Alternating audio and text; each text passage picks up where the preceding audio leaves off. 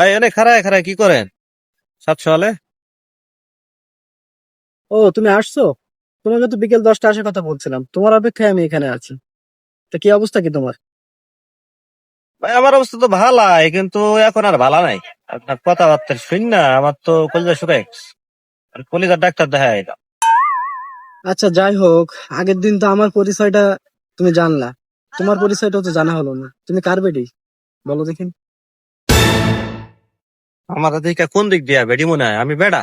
আমার বাপের নাম খগেন। আমি খগেনের বেডা, নগেন।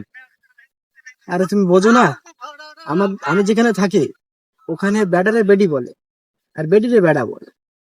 তোমাদের এই ও দেশের ভাষা তো আবার উল্টা পাল্টা হয়ে যায় না। ও আচ্ছা, বুঝছি। এর লেগে আপনি আমারে যা কইতে আছেন আমার মাথা দিয়ে ঢুকতে আছেন না। তা কার বেটি তুমি? তোমার পরিচয়টা দিলে না, পরিচয়টা দাও। ভাই আমি তো বেডি না, আমি তো বেডা। আমি খগেনের বেডা, নগেন। ওই সে হলো একটা।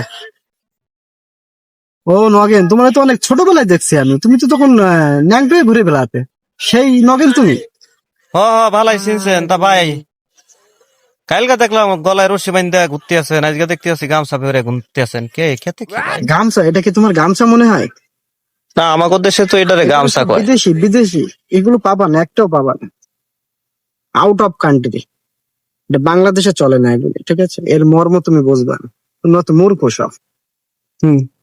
হ্যাঁ, কয় কি আমি মূর্খ? অনার্স পাস করে বাইরে এলাম, আবার মূর্খ কয় আমার এখন? হ্যাঁ, আচ্ছা শোনো, আমার আজকে হাতে একদম সময় নাই, ঠিক আছে? চীনের প্রেসিডেন্টের সাথে আমাকে দেখা করতে যেতে হবে, একটা মিটিং আছে, জরুরি মিটিং। আমাকে বারবার ফোন দিছে, এখন ওখানে আমাকে যেতে হবে। এখন তোমাদের এখানে তো ফ্লাইয়ের কোনো ব্যবস্থা নাই, সো আমাকে তো অটো ধরে যাওয়া লাগবে, আমার হাতে সময় নাই। তুমি গতকাল বিকালে দেখা করো 10টায়। হ্যাঁ, বিকাল 10টায় দেখা করবা কিন্তু, ঠিক আছে? টাইম ঠিক রাখো কিন্তু। হ্যাঁ।